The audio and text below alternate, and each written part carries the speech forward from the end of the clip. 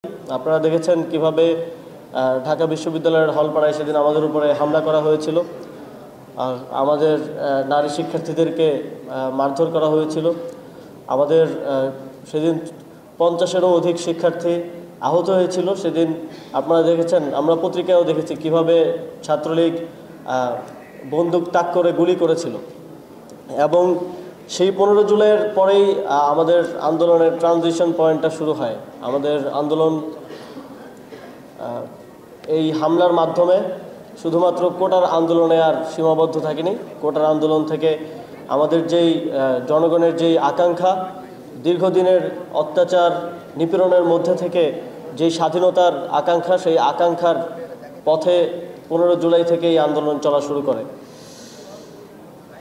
বাংলাদেশে গত 16 বছরের ফ্যাসিবাদী ব্যবস্থার কারণে এমন এমন জায়গা রাজনীতিকরণ করা হয়েছে যেখানে রাজনীতি থাকার কোনো প্রশ্নই ওঠে না।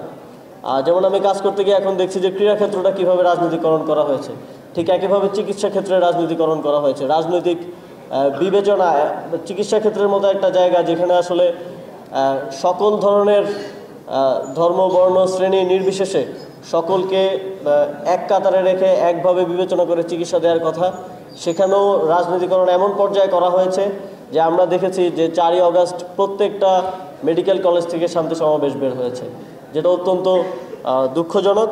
আমরা চাই আগামীর বাংলাদেশে কোনো রাজনৈতিক দল কিংবা কোনো সরকার যেন চিকিৎসা ক্ষেত্রের এই রাজনীতিকরণটাকে সহ্য না করে এবং চিকিৎসা ক্ষেত্রে রাজনীতিকরণকে আপনারাও রুখে দিন, এটা আমাদের একটা প্রত্যাশা থাকবে।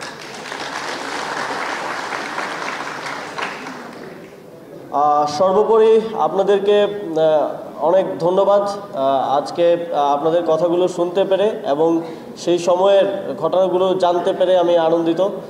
আসলে ওই সময়টাতেই প্রায় 10 দিনের মতো আমি গুম অবস্থায় ছিলাম, সে কারণে তখনকার অনেক ঘটনাই আসলে এখনও জানার সুযোগ হয়ে ওঠেনি।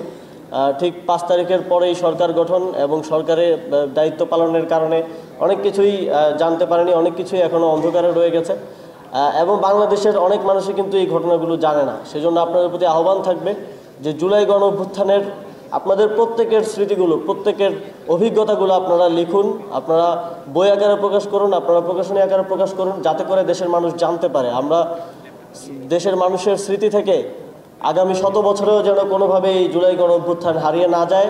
সেজন্য প্রত্যেকের জায়গা থেকে স্মৃতি সংরক্ষণ করতে হবে।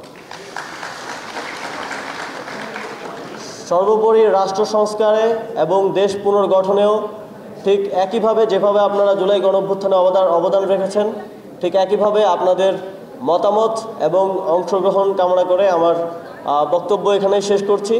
দুঃখিত, সময় স্বল্পতার কারণে আপনাদের মধ্যে আর থাকতে পারছি না, তবে ইনশাল্লাহ আবারও কখনো দেখা হবে। জুলাই বিপ্লব, জুলাই গণ অভ্যুত্থান চিরঞ্জীবী হোক।